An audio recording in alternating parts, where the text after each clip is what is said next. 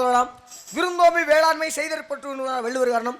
இல்லறத்தை போற்றி வாழ்வது என்பது விருந்தினை வரவேற்று அவருக்கு வேண்டிய உதவிகளை செய்வக்க வேண்டாம். அது மட்டுமல்லாது வருவிருது வைகளும் ஓம்புவான் வாழ்க்கை பருவது பால் பருதல் என்று விருந்தோம்பலுக்கும் முக்கியத்துவம் அளித்துள்ளார். அந்த முறையோடு உபசரித்த நீர் வாழ்க மேடும். உம்மை பற்றிய சகல விவரமும் யாமறிந்தாலும் கூட உம்முடைய நாவலை சொல்லணும், எம்முடைய செவியால கேட்கணும். ஒரு சிறிய ஆவல் கேட்கலாமா? கேளுங்கள் தரப்படும், திட்டங்கள் திறக்கணும். என்னை பத்தி சில விவரம் தெரிஞ்சிருந்தா கூட தெரிஞ்சுக்கலாம்னு ஆசைப்படுறேன். தாங்கள தான் சொல்றீங்க. என்னை பத்தி சில விவரம் தெரிஞ்சிருந்தா கூட உலகம் தெரிஞ்சது, நடந்தது, நடக்க போவது அனைத்தும் உங்களுக்கு தெரிஞ்சும். ஆனா தெரிஞ்சிருந்தாலும் வள்ளிகிட்ட நீங்க என்னிட்ட விவரம் கேட்கணும் அப்படின்னு கேக்குறீங்க. விவரம் கேட்டா விவரமா பதில் வருமா அப்படின்னு நீங்க பதில் சொல்லியிருக்கீங்க. கேட்டவன பதில் கொடுக்கணும், கேட்டவன பதில் கொடுக்கணும். கேள்வி பெரிதா அதே நேரத்தில் பதில் பெரிதா அப்படிங்கிற ஒரு காரணம் இருக்கு. என்ன பத்தி சில விவரம் நீங்க விவரம் கேட்கணும்னு சொல்லுங்களேன். தெரிஞ்ச வர பதில் சொல்றேன், தெரியாத இடம் தாங்களிடம் கேட்டு தெரிஞ்சுக்கிறேன். என்ன கேட்கணும் நீங்க கேளுங்க பாப்போம். சபை இருந்து பேசு, சமயம் இருந்து பேசு. சில நேரத்துல பேசாம இருந்து உலகு அப்படின்னு இருக்க. பசித்தெரு, தனித்தெரு, விழித்தெரு. பசித்தெருன்னா என்ன? அறிவு பசியோட இருக்கணும். தனித்தெருன்னா என்ன? தனக்கென்ற ஒரு பாணி, அதாவது தனக்கென்ற ஒரு வழியை வகுத்து வச்சுக்கிறணும். விழித்திரு அப்படின்னாக்க எந்த நேரத்தில் என்ன வேணாலும் நடக்கணும், சுதாரிப்பா இருக்கும். ஆமா, இருக்கணும் இருக்கணும் அப்படிங்கிறது. ஆக இந்த பசித்திற்கு பாவையும் தனித்திற்கு தாவையும் விழித்திருக்கணும் அப்படிங்கிறதுக்கு வீ எடுத்தோம்னா இந்த மூன்று வார்த்தைகள்ல முதல் எழுத்தை எடுத்தோம்னா என்ன வரும்னா பதவின்னு வரும். பதவின்னு ஒண்ணு வரும். பதவின்னு வந்துச்சுன்னா என்ன வேணும்? முதல்ல பதவின்னு ஒரு மனிதனுக்கு பணிவு முக்கியம் வேணும். பணிவு மட்டும் இருந்தா போதுமா? பணிவு இருக்க வேண்டிய இடத்துல பணிவு இருக்கணும், துணிவு இருக்க வேண்டிய இடத்துல துணிவு இருக்கணும். எவ்வளவு பெரிய மன்னனா இருந்தாலும் ஒருத்தன் அடிக்க வர்றான் அப்படின்னாக்கா அடிச்சுட்டு போடானா சொல்லுவான். அது எப்படி பார்க்க முடியும்? அந்த நேரத்துல துணியணும். நம்ம மக்களுக்குன்னு ஒண்ணு ஏதாவது ஒண்ணு வந்துச்சுன்னா அந்த நேரத்துல அவர் உடனே போய் நிக்கணும். துணிவு இருக்கணும். துணிவு இருக்கணும். அதே போல மக்களுக்கு வந்து பணியணும். ஐயா உனக்கு என்ன வேணும், என்ன வர அப்படின்னு பணிஞ்சு கேட்கணும். அது ஒண்ணு. எதுக்கா அப்படின்னா எப்ப ரெண்டு பேரும் தானே என்ன பாக்குறான், ரெண்டு பேரும் தானே என்ன இருக்கான் தெரியலையா? சரி இருக்கு. ஆக எதுக்காக சொல்ல வந்தோம்னா நீங்க வள்ளி அப்படின்னு ஒரு கதாபாத்திரம். ஆமா, வள்ளி அப்படின்னா என்ன? எத்தனையோ பேர் இருக்கா உங்க உடன்பிறகா சகோதரர்கள்? எத்தனை பேர் இருக்காங்க? 7 பேர் இருக்காங்க. 7 பேர் இருக்கின்ற பொழுது உங்களுக்குன்னு ஒரு பதவி, தலைவி அப்படிங்கிற ஒரு பொறுப்பு. ஆமா, பொறுப்பு கொடுத்துருக்காங்க. பொறுப்பு இருக்கு. அப்படிங்கிறப்ப நீங்க என்ன பணிஞ்சிருக்கணும். அதனாலதான் நீங்க எதுக்காக சொல்ல வந்தேன் அப்படின்னா கேளுங்க சாமி, தெரிஞ்சா சொல்றேன், தெரியாத கேட்டு தெரிஞ்சுக்கிறேன் அப்படின்னு அதுக்காக சொல்ல வந்தேன். அது மட்டும் இல்லாம கேளுங்கள் தரப்படும், தட்டுங்கள் திறக்கப்படும். கேட்கிற இடத்துல எல்லாம் கிடைக்க வேண்டிய இடத்துல பார்த்து கேட்டா தான் கிடைக்கும். எல்லா இடத்துலயும் கேட்டா கிடைக்குமா? முறையோட தட்டினா ஒருத்தன், முறையில்லாமல் தட்டினா ஒருத்தன். முறையோட தட்டின யாரு? முறையோட தட்டினால பொற்கை பாண்டியன் அப்படின்னு ஒரு சிறப்பு கிடைச்சிச்சு. முறை தவறி தட்டினவன் இந்திரனுக்கு சாபம் கிடைத்தது. என்ன சாபம்? என்ன நினைச்சு வந்தியோ உடம்பெல்லாம் பெண் குறியலாக போகணும்னு சொல்லி சாபத்தை வாங்கினாரு. எதை நினைச்சு வந்தான்? பெண்ணை நினைச்சுதான் வந்தான். பெண்ணை நினைச்சுன்னா உடம்பு பூரா பெண்ணா அவளையே மேல ஆசைப்பட்டாரு. இல்லம்மா, அவன் பெண்ணை நினைச்சா வந்தான். பெண்ணு மேல ஆசைப்பட்டதுனாலதான் சாபமே வந்தது. யோனியாக போக கடவாய், யோனியாக போக கடவுது அப்படின்னு. அப்ப இப்ப நான் கேட்கிறேன், ஒரு ஒரு இதுவரையும் பேசுனதில்லை உங்கள்கிட்ட.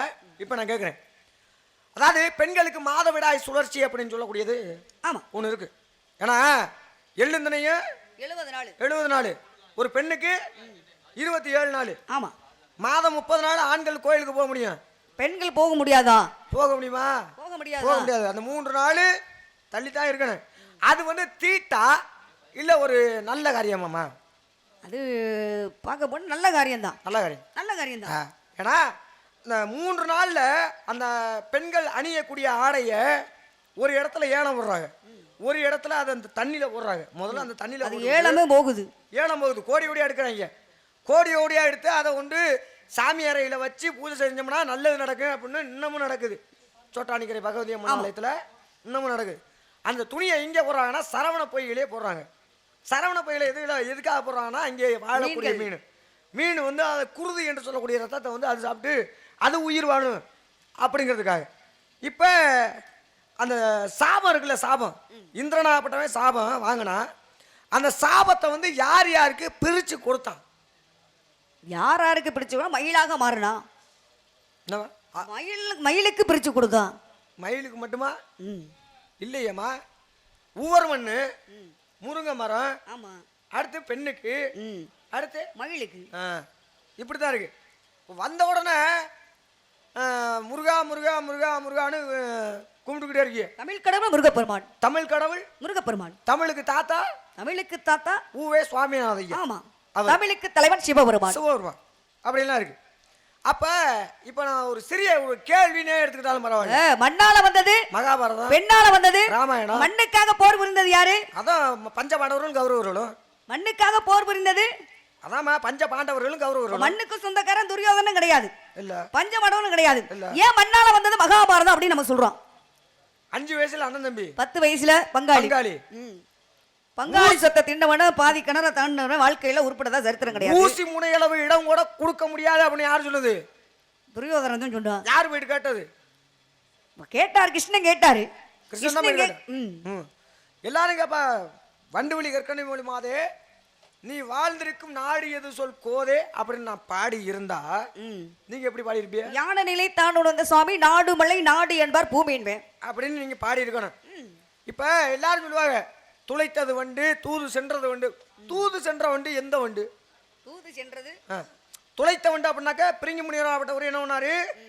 நான் வந்து சிவனை மட்டும்தான் வள வருவாரு, சிவனை மட்டும்தான் வணங்குவேன் அப்படின்னு என்ன பண்ணாரு? சிவனை மட்டுமே துளையிட்டு வளம் வந்தார். திருச்செங்கோடு அப்படின்னு சொல்லக்கூடிய ஒரு ஸ்தலம் உண்டானது. சரியா? கமண்டலத்தை அடைத்த வண்டு அப்படின்னா யாரு?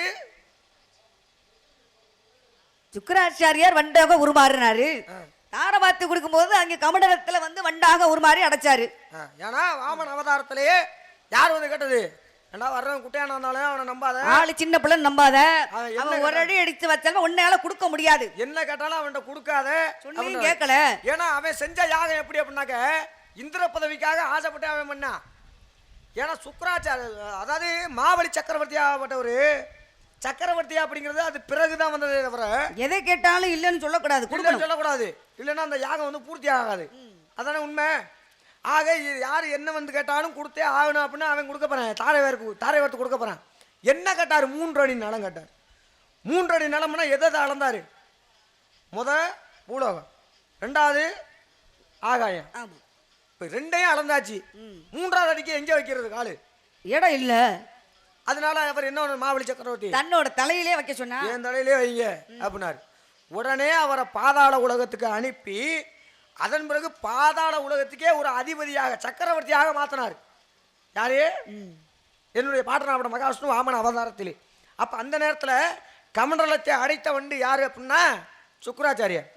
தூது சென்ற வண்டுன்னு எல்லாரும் சொல்றாங்க. தூது சென்ற வண்டுனா எந்த வண்டு? தூது சென்றதுன்னா எந்த வண்டுன்னு நம்ம சொல்லலாம். என்ன விபீஷணாப்பட்டவன் என்ன பண்றான்? அவன் தான் வண்டா மாறிய வந்தது. எதுக்காக? சீதை வந்து உயிரோட தான் இருக்கா அப்படின்னு தூது. ஏன்னா அவன் ராவணை எங்க அண்ணன் தான். அவன் மாயாஜாலக்காரன், என்ன வேணாலும் பண்ணுவேன். ஏன்னா அவனே என்ன பண்ணுவான்? எல்லா மாயாஜாலக்காரன் என்ன வேணாலும் மாத்தி காட்டக்கூடியவன் தான். உருவத்தையே மாத்தி காட்டக்கூடியவன். சீதை செத்து போன மாதிரி அவன் சொல்லுவேன். ஆனா நம்ம கூட இருக்கா, சீதை வந்து உயிரோட தான் இருக்கா அப்படின்னு யார்கிட்ட தூது போனது? ராமரிடத்திலே விபீஷணாப்பட்டம் தூது சென்றது. இதுதான் தூது. சரி இருக்கட்டும். உங்க பேரு? வள்ளி. அப்பா பேரு? நம்பி. அம்மா பேரு? நங்க முடியும். எதுக்கா வந்தீங்க? காவலுக்கு வந்திருக்கேன். என்ன காவல்? திணைக்காவல். என்ன திணை? கருந்திணைக்கு செந்தினையும். கருந்தினை யாருக்கு? செந்தினை. கருந்தினை எங்களுக்கு செந்தினை செந்தில் முருகனுக்கு. காரணம் இல்லாம?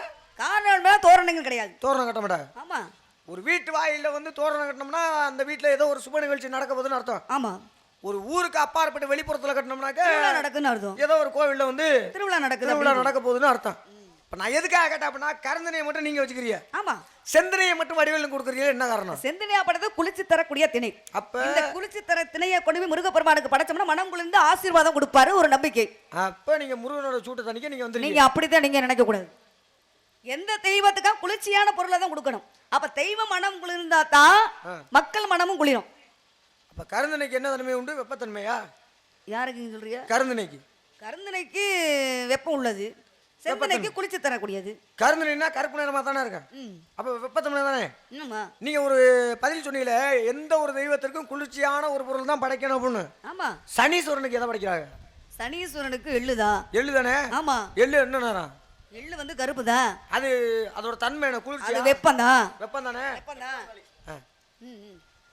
சரி கிட்ட ஆக இதுக்காக வந்திருக்கிய? ஆமா காவலுக்கு வந்திருக்கேன். சரி, நான் எதுக்காக வந்திருக்கேன் தெரியுமா? நீங்க என்ன காரணத்துக்காக வந்திருக்கீங்க? நான் தாமா உனக்கு புருஷன். யார் சொன்னா அப்படி? பார்த்து வந்திருக்கேன்னு சொல்ல வந்தேன். நான் புருஷன் பேரை சொல்லுங்க. பிடிச்சா கல்யாணம் பண்ணிக்கிறேன், பிடிக்கலன்னா பிடிக்கலன்னு. பார்த்து வந்திருக்கேன்னு சொல்ல வந்தேன். சுருக்கமா சொல்லு. மாப்பிள்ளை பேரை சொல்லுங்க பாப்போம். முருகப்பெருமான மாப்பிள்ளையா பார்த்து வந்திருக்கேன். பிடிக்குதா பிடிக்கலையா? முருகப்பெருமான மாப்பிள்ளை பார்த்து வந்திருக்கீங்க. ரெண்டாவது பண்ணி எனக்கு தலையெழுத்தா?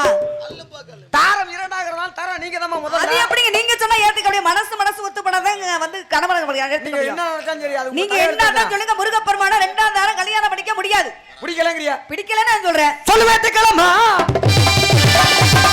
அந்த பக்கத்துல மீதாபத்தை கடிபடுத்து அவரிடோ வளர்ந்து சொல்லும். இந்த வேலை பார்க்கறதுக்கு எங்க ஆச்சுமே கல்யாணம் பண்ணலாம்ல. சாமி கூட்டி குடிக்கட பதங்கள் கொத்திரத்தின் முறையோ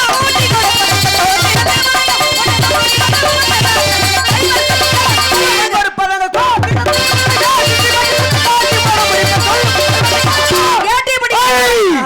அப்பா உடம்புக்கு இதுக்கு ஜத்தம் எடுத்து கொடுத்தாலும் கடதை காட்சி கொடுத்தாய். இன்று சூரிய அஸ்தமனம் ஆவதற்கு உமக்கு அந்த முருகப்பெருமானுக்கு திருமணம் செய்து வைத்து அப்படி செய்யாவிட்டால் இல்லடா நான் நாரதம் இல்லை. ஓங்க சாமி அணிந்திருப்பது பிரம முடிச்சு முடியும். இது சத்தியம் சத்தியம் சத்தியம்.